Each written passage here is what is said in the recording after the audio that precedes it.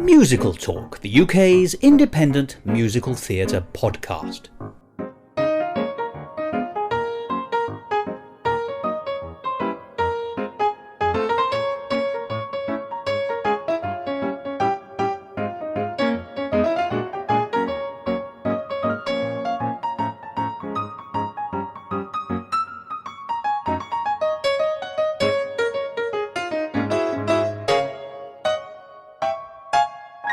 Hello and welcome to another edition of Musical Talk. I'm Thos Ribbits, and when it comes to musical theatre, I'm teeming with a lot of news, with many cheerful facts about the square of the hypotenuse.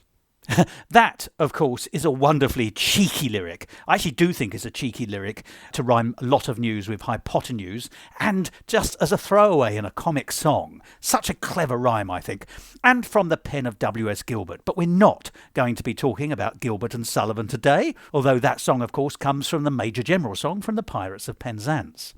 But we are going to be talking about a musical adaptation of a wonderful piece of literature from the 19th century, and that is Frankenstein. But not quite Frankenstein as you know it. This is a Frankenstein on a budget. And if that title is ringing a bell, perhaps, you're either thinking of Quasimodo, or you're remembering, I hope more importantly, War of the Worlds on a budget, which was the previous show by Lamphouse Theatre, the people behind Frankenstein on a budget. Lamphouse Theatre is principally Becky Owen-Fisher, the producer, and Tom Fox, the artistic director. And I had the pleasure of their company at the Edinburgh Festival Fringe only a few years ago when they were doing their version of War of the Worlds, called War of the Worlds on a Budget. And if you want to hear that episode of Musical Talk, it's episode 807, easy to find online. But in that conversation, you may remember that we all agreed that something on a budget was such a good idea that they would do it again, and so they have. Frankenstein on a budget is the result, and it was a 5-star show at the Edinburgh Festival Fringe in 2024. But what's the show about? Well, here's the blurb. Frankenstein on a budget features one actor, some decidedly dodgy backdrops, lots of weather-based puns, plenty of cardboard props, and more hats than you can throw a stick at. Can our ill-fated doctor build his monstrous creation, play 25 characters, sing a lot of songs, attempt accents from across the world, perform a dance routine, and ultimately save the day in just 60 minutes? Featuring a full soundtrack of brand new music with incredible cardboard creations and characters inspired by Mary Shelley and Boris Karloff, Frankenstein on a Budget is the comedy musical hammer horror homage that you didn't know you needed. So that's the show. And having seen it and being delighted by it, I had the great pleasure of once again sitting down with Becky and Tom to talk about Lamphouse Theatre, but in particular this brilliant new musical, infused as it was with imagination, thought, seriousness and comedy, light and dark, pretty much everything you could think of. And as Major General Stanley says in The Pirates of Penzance, everything to do with animal and vegetable and mineral. Pretty much everything. So, I hope you'll enjoy me giving them the animal, vegetable and mineral 20 questions treatment in just a minute as we hear this wonderful conversation with the delightful people of Lamphouse Theatre, Becky Owen-Fisher and Tom Fox, as we talk about Frankenstein on a budget.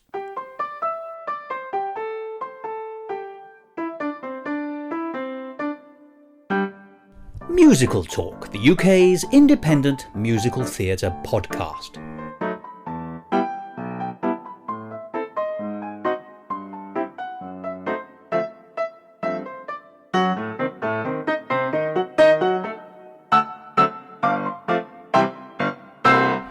I'm Becky Owen-Fisher. I'm the producer of Lamphouse Theatre, and the show that we're doing at the Fringe this year is Frankenstein on a Budget, and I have written the lyrics and I've been the dramaturg and I'm also the stage manager and the technician, and I made some props as well.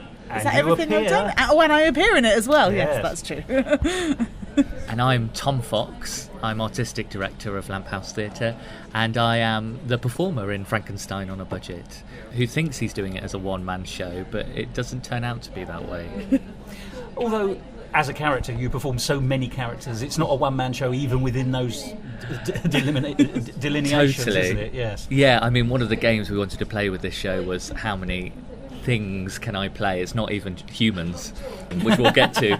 Yeah, how many things and how many different pieces of weather and things like that can I act out, and how can we create this world with just one man and some cardboard? Well, I'm so glad you said world building, because world building is such an important part of theatre, and such an important part of the way that you, as your company and together, that you produce theatre. You sort of create worlds from nothing, bits of string, imagination actually in huge doses, and some terribly good writing, performances and interactions. But I suspect I need to start a step before, which is, we had a lovely chat a few years ago with your previous show in the same vein, which was War of the Worlds on a budget. And I remember saying in that conversation, as we were talking, you were saying, it seems such a good idea. You had this idea that it could, to use a horrible modern late capitalism idea, be a brand or a franchise. But, but this was actually such a good idea, and it played so well with War of the Worlds, but there was plenty more meat on the bone. So, let us, in a minute we will talk about the world building, but let's talk about world choosing. Why did you alight on Frankenstein? And were there other things that you thought you might have done this time? Or are you saving those up for the future? For volume 10 on a budget. I mean, there is a reason that we didn't come to Edinburgh last year, and it's because it's taken us nearly 2 years to find the next on a budget title. We have spent 18 months with lists going, Dracula on a budget, does that work? I don't know. So there was a lot of going through classic novels and thinking about titles that might have like fandoms. So with War of the Worlds, there was a massive Jeff Wayne fandom, which we didn't anticipate. And on our tour, we toured at the end of last year, we discovered a lot of Jeff Wayne fans arriving very unexpectedly. So then we started to think about if there might be, other fandoms for novels and things. And adaptations. Yes, it always helps if it exists in several different forms. And Frankenstein eventually was the one that we landed on because it exists as a novel, it exists as the films, Boris Karloff famously films, and also because musically there was a lot of inspiration that our composer could take. I think she was really excited. Our composer, Rebecca Applin, who's a brilliant composer. Fantastic I love composer. her work, and I think I said last time, I've always enjoyed what I hear from her. Yeah. And I enjoyed it again this time, by the way. Amazing, Great thank songs. you. But we'll talk about those in a minute. You were saying. She was very excited about taking inspiration from Rocky Horror, from like the Monster Mash style stuff, and then also I was working in the lab. Yeah, exactly. And then also from the more modern places like Wednesday, which was the viral Netflix series. There was some inspiration from that. Flavours, exactly. Yes. So when we discussed as a team our top 3 titles, Frankenstein came out as the one that we thought would be the most fun and hopefully would have a bit of an audience because it's a known name. I'd like to say that it's the one you could build upon in a way, which is what it's all about. Do you mind me asking how you had your, let's say, top 3? Yeah. What is the democratic process by which you finally arrived at your... Do you vote? Do you have... is it like Eurovision panels? Or did you just have that gut feeling where you both wake up one day and say, actually, Frankenstein's the one for us, isn't it? It took so long to figure out, and about a year ago we got our team together in a room, and we basically did that. We had our top 3, we discussed them, we played around with them, we got them up on their feet, and we were just really silly with them and made prototype props for all 3. Really creative, apps to the point of creating physical artifacts, as it were. Oh, that's amazing. Just so we could get a sense of what it might and get the juices be flowing. like. Yeah. That's a really interesting... I've not heard of that before. It's great. It was and it was really helpful in choosing. And there was actually another title that we wanted to do that we may do later on. Keep your powder dry. That's but it's not in the public domain, and we had like lawyers talking to lawyers and all that kind of thing. So watch this space. But that one we really enjoyed as well. But Frankenstein was like, okay, there's lots of things to play on here, and lots of visual effects that we could think about. And there's because it's all to do with like. There's human in it, and then there's the philosophy in it, and then there's like weather in it, and mountains, and geography, and travel, and all of these kind of things. And actually a brilliant story. Yeah. An amazing and story. It raises so many questions. I'd like to explore this a little bit further, but I have to say you've done that thing again, which I really admired that you did with War of the Worlds and that you've done with Frankenstein. You've been truthful to the novel, not the other adaptations. In fact, you have fun with the dissonance, we might say, between public expectation of what Frankenstein absolutely represents, because Hollywood has given us a story, often in very different ways, actually, and then what the actual story is. And I notice there's lots of lovely little jokes. I hope I'm not breaking anything when I say the ship has got the Prometheus on it. You just threw that in. So glad you noticed that. I was very pleased when I saw that. Just a little throwaway. And I thought, they've spiced his curry deliciously everywhere. That's one of my favourite things. So I'm the, if you don't mind me saying, the reader of the two of us. So I usually read the novel and Tom usually doesn't. But being a bit that covers all bases. Yeah, exactly. Being a bit of a literary geek, I like to make sure it's not the worst that homework, is it? I don't think so. No.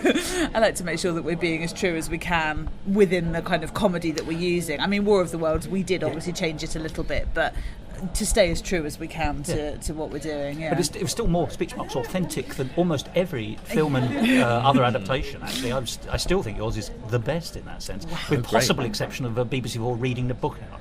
Oh, right. We'll take that. Yeah, we will. Yeah. And Frankenstein, we haven't changed the story very much, actually. We've taken some stuff out, but we haven't really changed it that much because, like you say, it's a great story. It's a really great story, and I think Mary Shelley's an amazing writer. A lot of the narration that I do is direct from the book. It's just all quote, which is really nice. Well, it's good when it's good enough. And, bearing in mind it's, 200 plus years old? Oh, yeah. The fact it's still got, A, the resonance as a story, and B, the English is still accessible too, which that's not to be underestimated, actually. You don't have to go too much further back. When it starts to feel, you have to sort of get your ear in, but you don't with Mary Shelley and Frankenstein. But you're right, it's got such resonance. It sort of sells itself. George Stiles, the composer of Stiles and Drew, once said, you've got to pick a title that sells itself. People have got to know it. And he always said the Three Musketeers was a really good example of that. Everyone's got a sense of what it is, but they can't necessarily remember the details. Yes. Frankenstein, it seems to me, falls into that sort of category. Absolutely. Yeah. You've got that interesting canvas then, where you've got the original book which you've read, and you want to keep its speech marks as authentic as possible, and yet at the same time have as much possible fun with it as possible. So it really is, taking that canvas and then moulding it and changing it, embroidering it and doing whatever it is. That sounds to me like the fun part of the creative process, but also presumably where the inspiration and the perspiration are the two things mostly available. How was that for you? I mean, and did you find any blocks, oddly, in Frankenstein that you weren't expecting, or did it just walk on its own 2 feet very quickly after you pumped the electricity into it? Very good. Yes.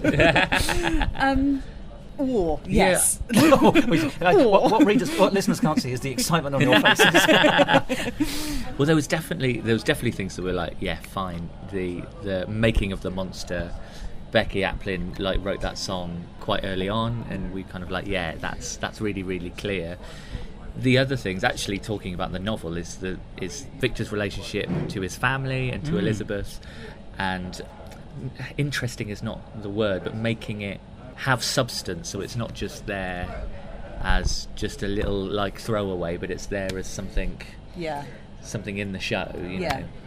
I think when we started working through, like you say, we identified the sections where we knew the silly stuff was going to happen first, really. So we know Tom's going to play the mountain, Tom's going to play electricity, Tom's going to exquisitely, by the way. A train. Thank you so much. But actually, the stuff that so Elizabeth was a character that we've spent a long time talking about, Victor's fiance. In War of the Worlds, we had a lovely running gag, which was about the female character who wasn't very well written. Yes. We didn't want to repeat that, and also she's not actually badly written, Elizabeth, so we were struggling to find a place for her. And we're still playing games with that a little bit, I think. I think that will be a live experiment, Elizabeth, as we go. That's the joy of the show as well, though, isn't it? It is. You must think I'm doing this deliberately, but it's a laboratory every night, ironically, because you are experimenting with your own text and your own material. And also in a Speech Marks Live environment, in the sense that the audience are telling you things. A question I shall come back to, which is how has it developed and what have the public told you? But but I think I'd like to sort of set the scene a little bit more. So, were there any things that you thought, well, we must have in? And as I say, were there any sort of...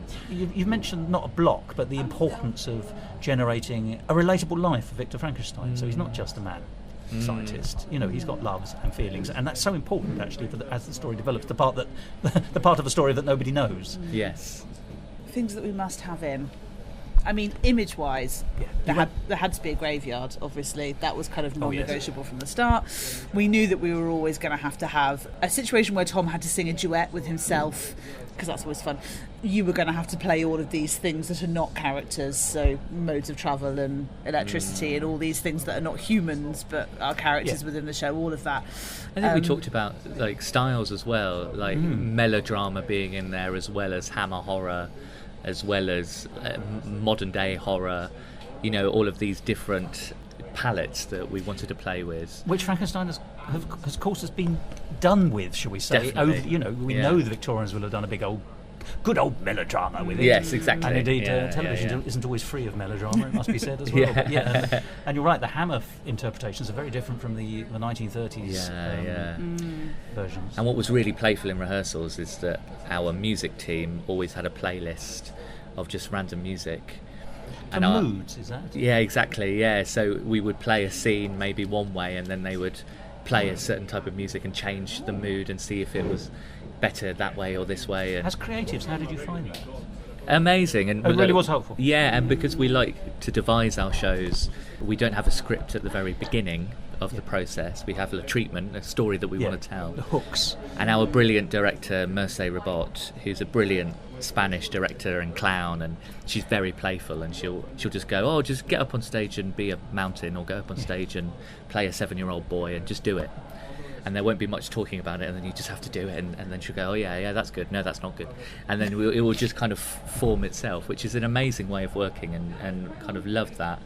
Just finding by doing, I think, is really, really structured cool. Improv almost, in a way. Pretty much, yeah. Pretty much, and Becky's amazing at like dramaturging that, if that is the word. It is now, Mr. Shakespeare. But like seeing all the improvisations and typing down the good stuff and then kind of forming the script by the end of rehearsals. But that's a great narrative skill. If you can pull the gold out of the bits and pieces, then that is the way to do it, isn't it? But and not everyone can see what's relevant, what's germane.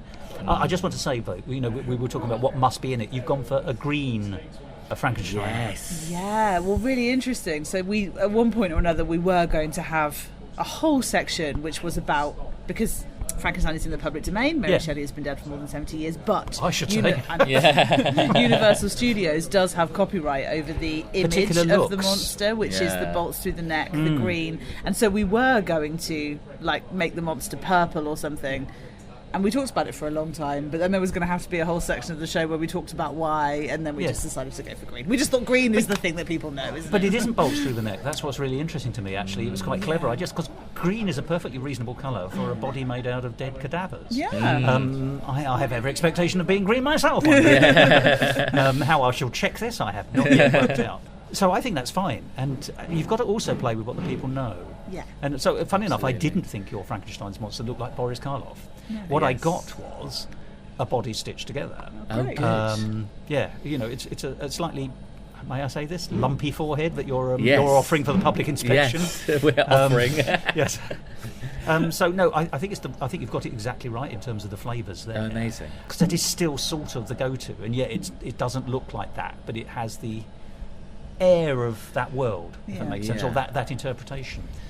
Were there other interpretations that you felt you really needed to pay any kind of homage to or connection to? I mean, I'm remembering, it's probably about 25 years ago, that Kenneth Branagh did a tremendously long, and I'm sorry to say, slightly not terribly brilliant, Frankenstein, which I saw at the cinema, found very, a little touch grim, to be brutal. Yeah. Too much violent hanging for my liking. There was a lot, So my Victor is probably mostly inspired by Kenneth Branagh. Yeah. That's a lovely thing to say, isn't it?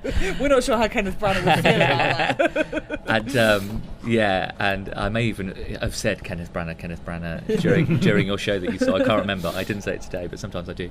While sitting on a Peter cushion. Yes, But we watched we watched that version and loved his, because they have like electric eels. Oh yeah, I mean, in that film that in the relatively making of the monster. And we really enjoyed. I mean, we watched loads, but we really enjoyed the very first film adaptation, Yeah. a silent movie version that was 19... It's not silent, but yeah, the 1930 one. Oh no, the very first one. first. Oh yeah, that was a silent one. That Edison it's had really had creepy. something to do with it? Yeah, it was Edison. You're right. And it's weird. And it was just like I found it on YouTube. It's about 18 minutes long. I can't remember when it was. 1900 and something. Very early 1900s. And essentially, it was on a budget. So it was a really good inspiration. And they'd done clever effects where they'd played something backwards and it looked like the monster was being created in some way. Clever for the period. Gosh, Yeah. Really clever. Lots of mirror work. Lots of mirror and shadow work and all of that kind of But stuff. bearing in mind, that's what, in the first decade perhaps of film, the history of film, that's actually quite imaginative, It was, isn't it? It was quite scary. And we watched it all, and we watched Young Frankenstein, and the anatomy lecture is inspired by that first scene in that film. We did a lot of, which and was all the Boris Karloff spin-offs, all Bride the of Boris and Son of and all of those. Oh, yeah. So all the silly ones. So we had lots of lists of things that were like, we could parody that, we could It's a tapestry, isn't he, Frankenstein? He really is. He is now literally cobbled together from lots of different public ideas. Totally, yeah. Actually, that's a really interesting. I mean, there's a dissertation in that, isn't there? Yeah, absolutely. Frankenstein as collage, then and now. Yeah. But what do you mind my asking then? Because obviously, what you do so beautifully is imaginative humour. There's not everything, but so much is turned to the comic need, and then delivered with such beautiful aplomb. But there's still serious beats. There's still points of sincerity, as one would expect. And you did it in the War of the Worlds as well. That's obviously an important part of the flavours that you offer up on a budget.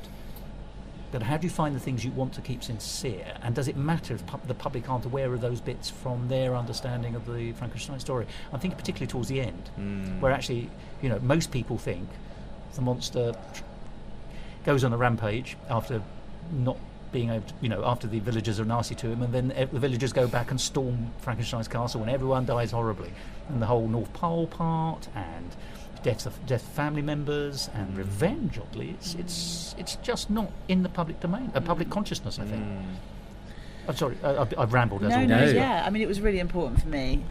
Just thinking from a narrative arc, the monster needed to feel as human as Victor does, and it was really important to make sure that he didn't end up being the baddie of the piece, because it is the monster that causes all of the death, and there are some difficult deaths to deal with in it. We had a lot of conversations about dealing with killing Elizabeth and killing William, the little brother. It's hard, but it had to be in there because the poignancy is needed. I think for me, and I know that Merce, our director, is very big on this as well, in order to get the laughs, you have to oppose that with the dark stuff, and then you can bounce between them. And what Tom's really, really amazing at is coming out of the dark stuff and straight back into a laugh again, and you kind of can bounce out of it, which is good, and that's what makes it funny. But you have to have it, otherwise I don't think it's as funny. Oh, absolutely. And it's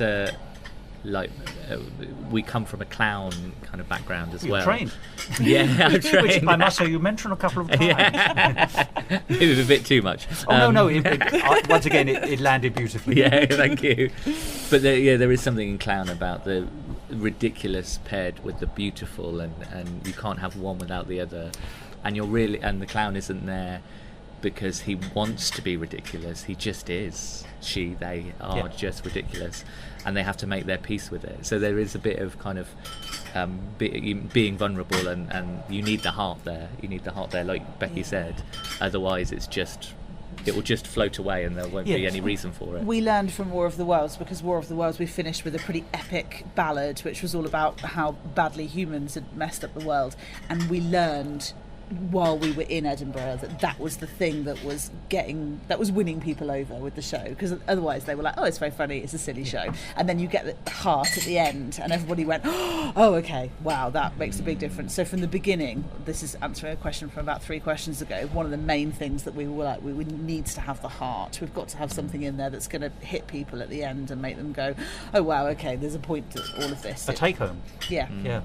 And that's a really so it's not a throwaway. I mean, that's a lovely lovely thing about it. It pretends in many ways to be a sort of throwaway. You know, this is an ephemeral show. I'm making it out of bits of sticky paper and a pipe cleaner, and yet at the same time, the comedy earns you the right to have some sincere points, and oddly, the sincere points then earn you the right to have the comedy again. It is a virtuous circle in a way. But I do like that idea that it's actually to a point. Yes. And the point, as it were. Yeah, absolutely. Yeah. Well, I asked the question earlier, and we're sort of getting there then. You've just mentioned one of the things you learned from the crowds in Edinburgh for War of the Worlds. What have the audiences been teaching you here in Edinburgh? By the way, it's premiered here in Edinburgh, hasn't it? Or have you had it on the road beforehand? No, we previewed it, but this is the first outing. It's world premiere. Whoa. They've taught us a lot, and because of the nature of the beast, it's all advisedly. Yeah, it's all about my relationship with the audience and Becky's relationship with the audience. So we've been working on it all the way through the preview period, and songs have been cut, and characters have been added, and all of those kind of things. And actually, us talking about the end, we talk a lot about earning the end. So actually, tonally and rhythmically, we've been looking at the whole kind of pace of the show and all the ups and downs, because, you know, sometimes I come off stage and go, oh no, I didn't earn it, I didn't earn the end, it wasn't authentic enough, or wasn't vulnerable enough, or whatever it is. So I think that's the main thing, like, you know, thinking about, okay, how do we get that? And then what we call Mont Blanc-Gate, where Mont Blanc was in as a full song, and then it was out completely, and now it's in as a little thing, and then we keep on moving. The mountain was there, and so that's funny for us, because we're like, what should we do today? Should we do a little bit of Mont Blanc, all of Mont Blanc? So yeah, but my goodness, like, we did quite a long rehearsal period for us, about 4 weeks.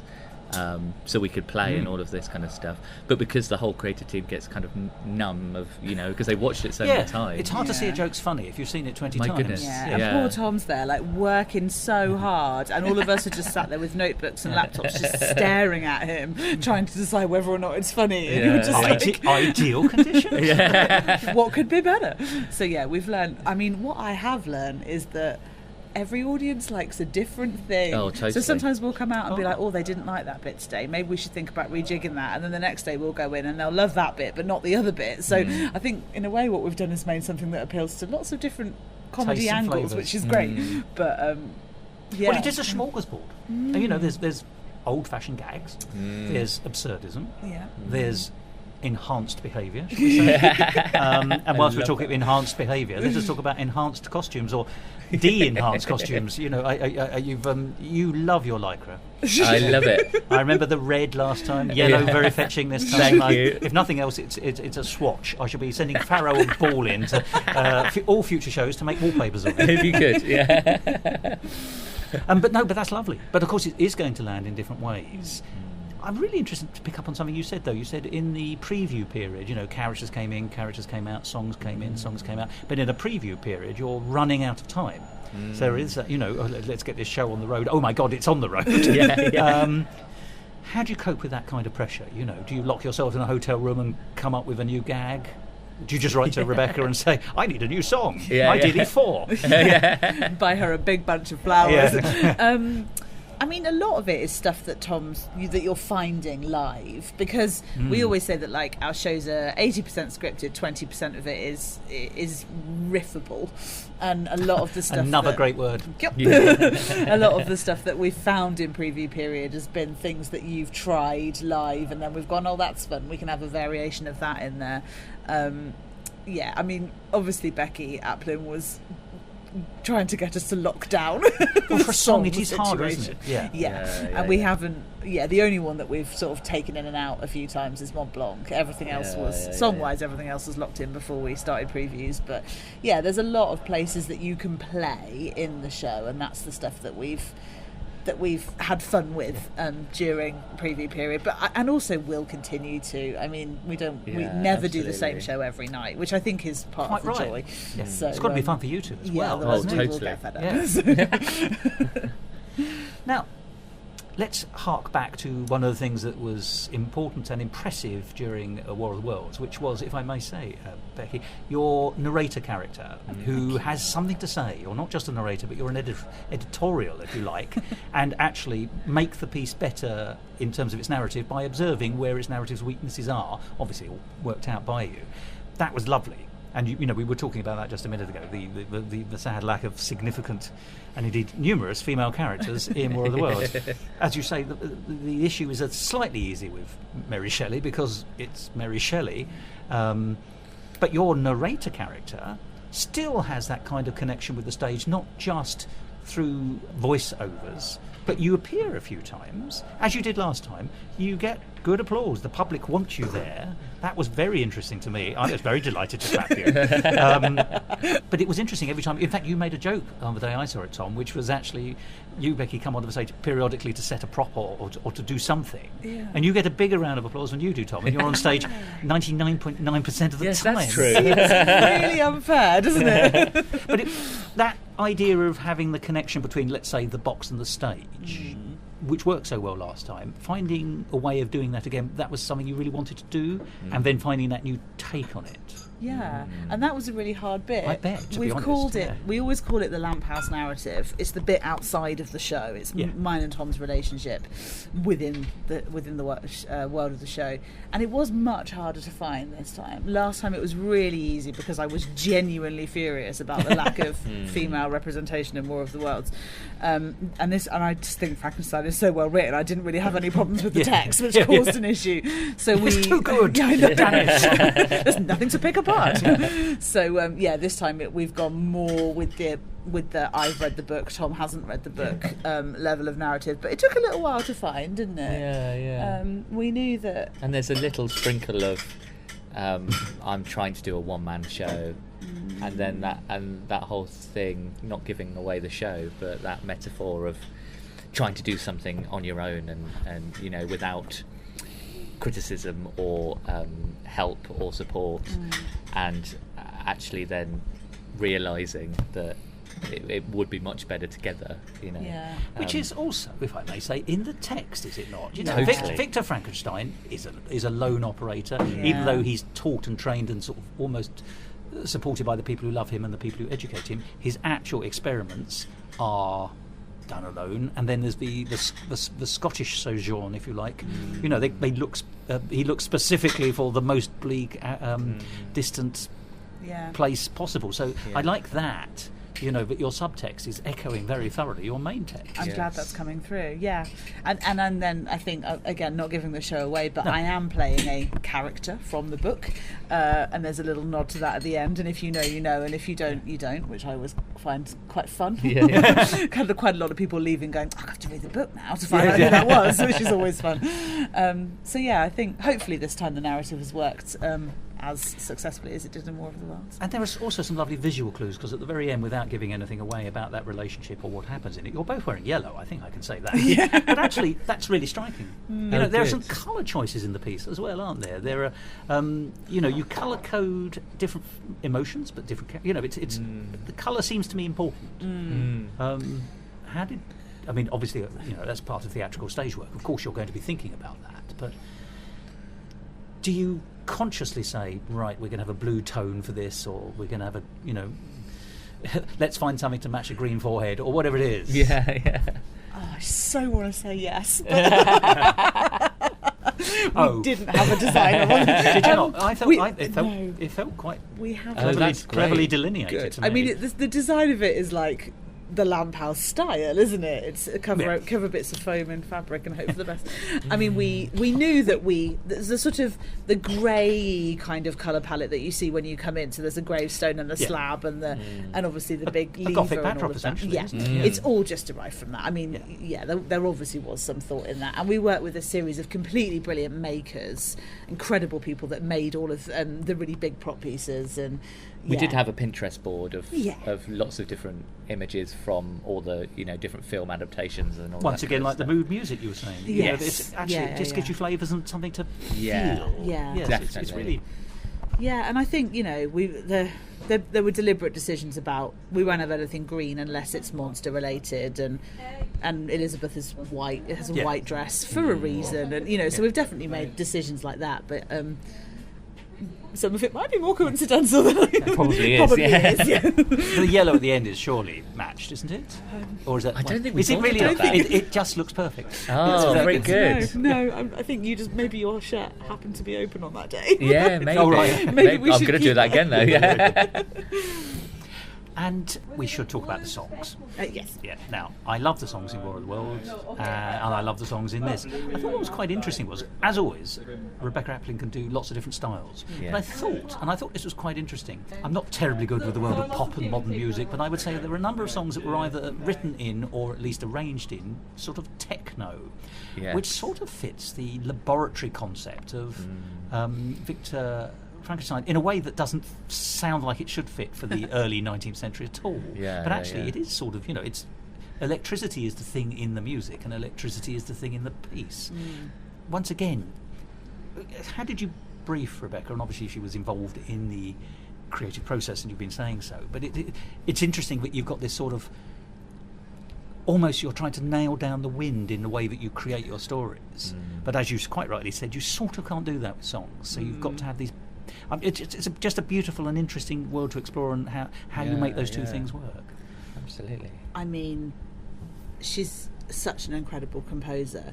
I think at the very, very beginning of the process, we had the treatment, the story beats, everything we knew we wanted to achieve.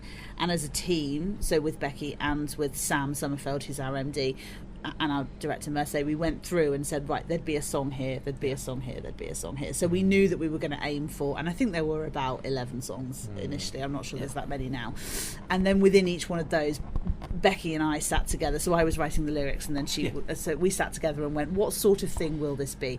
And really, it was Becky's kind of lead on that. I wasn't briefing her on what the music should sound like at all, other than going, in making a monster, there probably wants to be some thunder. That's but so for the techno stuff, particularly, there's a song called "I Want a Wife," which she was really keen. She used Wednesday, the Netflix series, as inspiration for that, because there was a song that went viral. I think she was really keen to use that there, and I think she led the way, didn't she, completely on what would sound like what and where. And I know that one of the last songs we wrote was the duet between Elizabeth and the monster. And she was sending me inspiration, the sort of thing that she was thinking. So it was all, And did you then have to sort of tweak your narrative, or had the narrative not yet been boiled down at this stage, or was it still sort of at least like a mid-set jelly? I can't think of anything better. It's a completely live thing, isn't it? There's also a beautiful process between Rebecca Appling, who's our composer, and Sam Summerfeld, who's our musical director. And we did a lot of rehearsals. Sam would be in the room, and we would be playing around and devising and improvising. And then once an idea came up and went, oh, that's great, Sam would ring Rebecca, who would be in her home studio, ready to go. Poised to go, okay, fine, 30 seconds of this and And we did a whole week of that, which was really great. And actually we may do a project about devising musical theatre and how you do that, because there are certain demands with composing and then laying down tracks, and then sheet music, and then cue labs, and so there's so many steps, but also there's so much play in music as well. And Rebecca and Sam are very interested in this world of devising with music and what that means. Anyway, that's another project. No, but it sounds fabulous. And, I don't have those creative skills that you've all got, but it just sounds delicious, I must say. It sounds marvellous. I'd be very interested to hear if you ever did do that. Yes, absolutely. Yeah, definitely. Yeah. I mean, they're brilliant because they're just as playful as we are in their world, and they completely get how we work. So, and all props to Becky for being completely amazing when we rang her up on the last Thursday of rehearsals and went, can we just have another version of this? And she went, yes, that's fine. But in terms of the narrative, it's a live thing right up until the end of previews, really. I mean, we were still changing bits of the story, and I can never be the kind of writer who's like precious of the script. You just can't in this environment. You have to just go, it will change, and it will flex, and it will do that. Any writer who's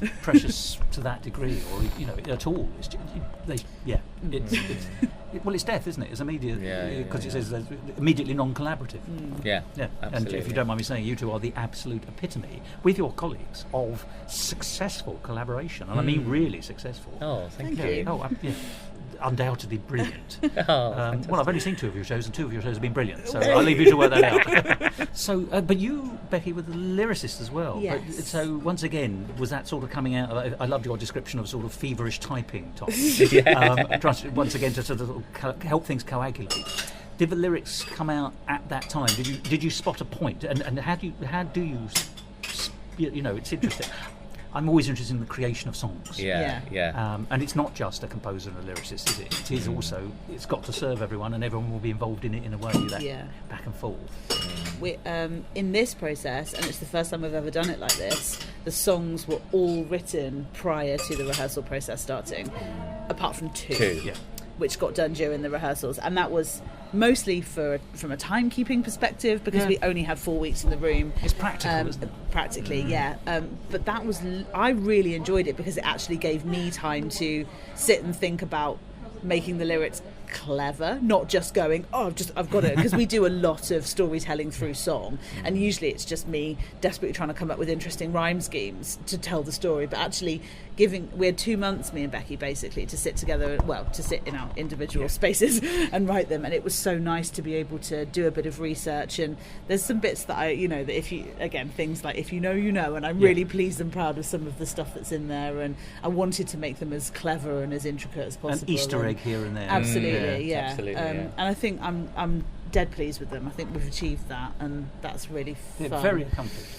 Thank you. And then there's a couple that we wrote in the room as well, so we kind of had the joy of doing both versions of that, which was nice. And prior to you writing, before you wrote, we had a day in London where we just had a room where we put loads of cards down on the floor, the whole team, and just we agreed on the story and we agreed on the beats, and that's when both Becky's were like, okay, this feels right for a song. And exactly. I've seen that done on wallpaper. Yeah. You can take it home again. That's a good idea. We might steal that. And Becky Applin is amazing at, she's got a book called Musical Theatre Composer as Dramaturg, which is amazing. So she doesn't just think of herself as just a person who looks at the music, but actually a person who is...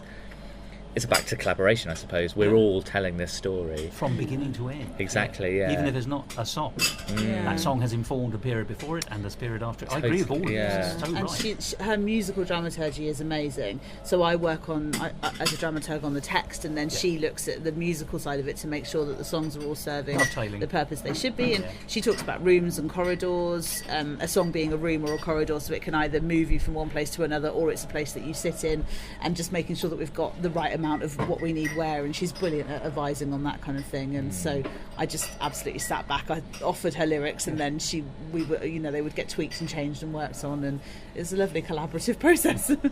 But of course every song has to be performed. Yes. And now I look at you two.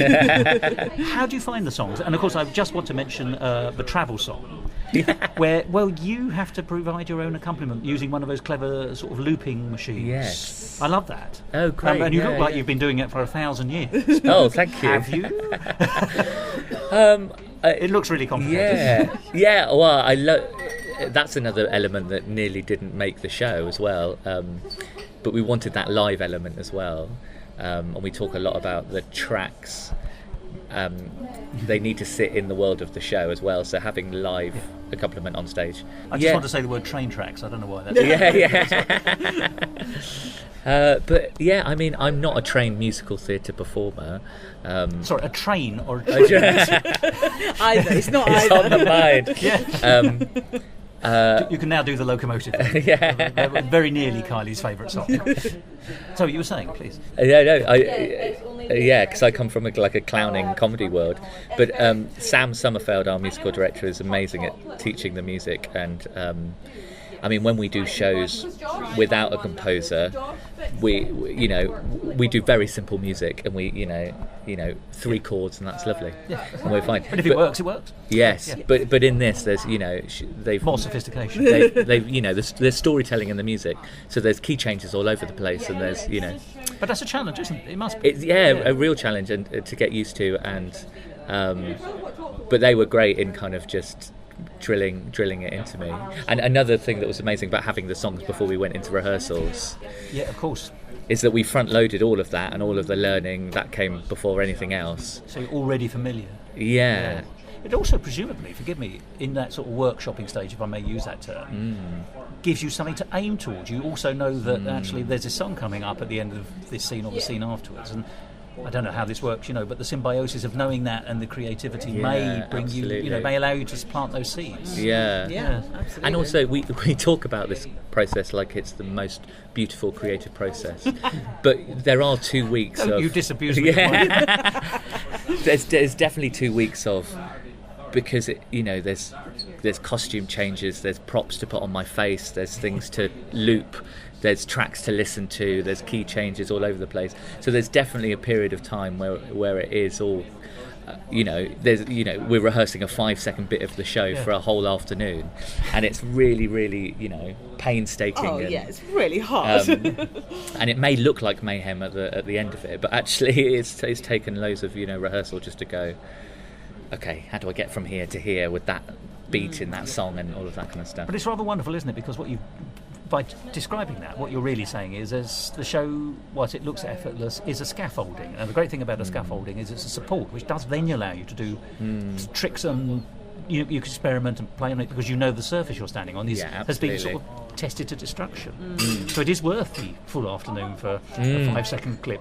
Obviously, you wouldn't want the whole show to be engineered at that level. You'd still be rehearsing now for the end of the century. But this is really fabulously fascinating. I must say, you're always so interesting when I speak to you. Because what's lovely is the creativity sort of comes out of you when you speak as well. Are there any things you still find a challenge as a performer, or either of you actually? I think the unknown, when I'm standing in the wing before the performance, because there's so much that can be different every night, and like we've talked about, it's all about the audience really, and my relationship with them. I still get lots of nerves, and I think you do, going, what's it going to be like today? What's it going to be like today? Smooth. Oh, thank you. God, I do, because I'm thinking about lights and sound and narration. But yeah, sure. Yeah, more jobs than hands available. Yes. And maybe that will go away a little bit when we've done this show hundreds of times, or I don't know, but that's definitely something, and it's an excited nervousness. It definitely is, but who knows? We never know how it's going to go. I think that's it. You just never. I think I get nervous because I know every audience will like something that we're doing, but you never know quite which bit it's going to be. And I think there were a couple of moments at the very, very beginning of the show where we say, if we can secure a laugh here within the first 2 minutes of what we're doing, then we know we've got them on side. And so there is a bit of a nervousness about going, if they don't laugh in that first 2 minutes, then this is going to be a really hard job to win them over. That was my very next question. It was going to be, at what point do you think in each performance we're there, we've got them? And is it 2 minutes? There were like 3 places in the first moment. So there's the first at the very, very beginning of the show, I go down onto stage to tell Tom that we're ready to start, which we do in a hopefully funny way. If that gets a laugh, then immediately you're like, great, okay, they get what we're going to do here. There's a moment in the very first song where you completely stop the song. We talk to the audience again. If they laugh there, then you know you're good. We're all right. And then there must be something else in that first section. And then just that first scene. So we really love bad jokes, and we really love saying them, and then for them to flop, and for then the laugh to come after that. Yes, it's a real art, that, isn't it? Actually, to make the joke the failure of the joke. Exactly, it's so good. And that's what's funny about it. And so in that first scene, there's a lot of them. There's a lot of door and window jokes, and if they land, then we know, okay, everyone's in on the game of this, and we're trying to make It's supposed to be bad. It's supposed to be bad. And yeah. your party popper didn't work on the day I saw it. Yeah, And oh, actually, yeah. the audience loved it. They, Yes. Oddly, it sort of does sum up the on the shoestring Yeah. on the budget. We were Yeah. considering keeping that Keeping in. it in. Well, it may happen anyway. Well, there you go. There you go. I can tell you this is a 5-star show here in Edinburgh, so it's just a wonderful piece. And I was also delighted that earlier on you intimated there was at least the possibility of further honour budgets, as indeed there should be. Doesn't it Oh, feel right? thank We you. should have 3, really, shouldn't It's we? got to be a Feels trilogy. You want a right. hat trick? Yeah. But we don't know what the title is, so if anyone's got any ideas, tweet Yeah. us, because otherwise we've got 2 years of agonising decisions. Well, Tom, Becky, it's lovely talking to you every time. It's lovely seeing your shows every time, and I hope that we have the privilege of speaking to you again for your third, but indeed other shows, because I know that your creativity is such that you'll be doing lots of things in lots of different areas beyond this fabulous sort of world that you've created, or worlds, I should say. Thank you very much for talking to me. Thank you. Thank you so It's been so much. much fun. Thank you.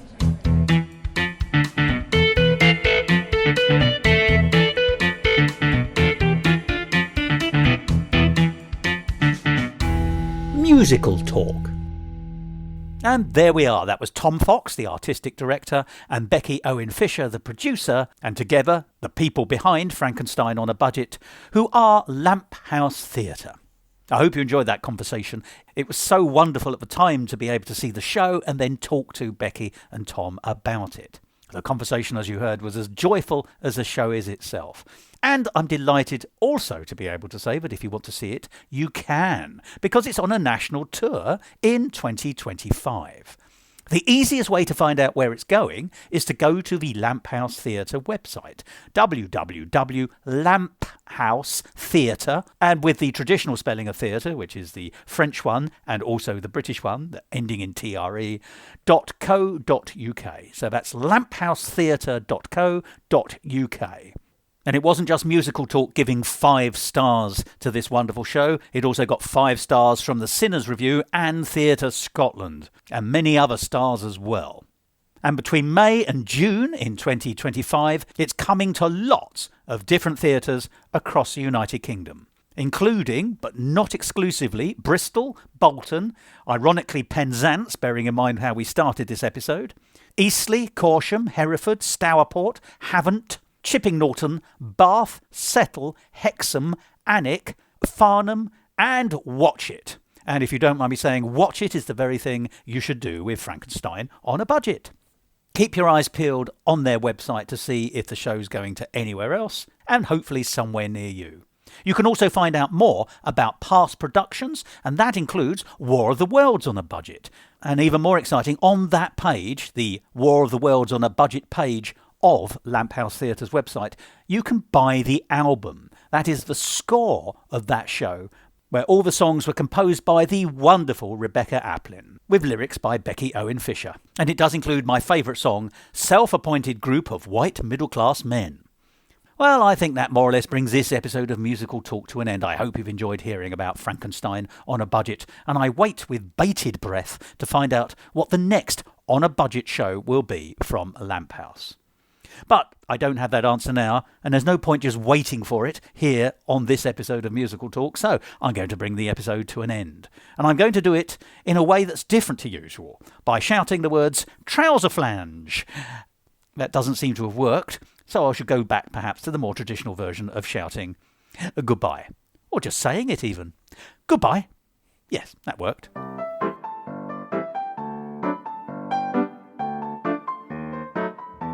This episode of Musical Talk, edited and presented by Thos Ribbits. Copyright Musical Talk 2025.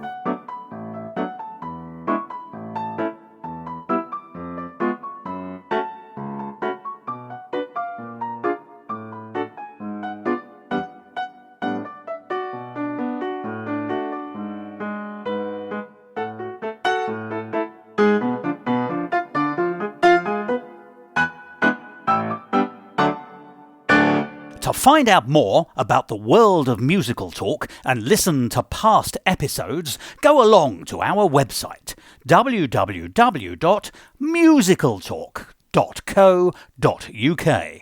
Or subscribe to us on Apple Podcasts or wherever you get your favourite podcasts.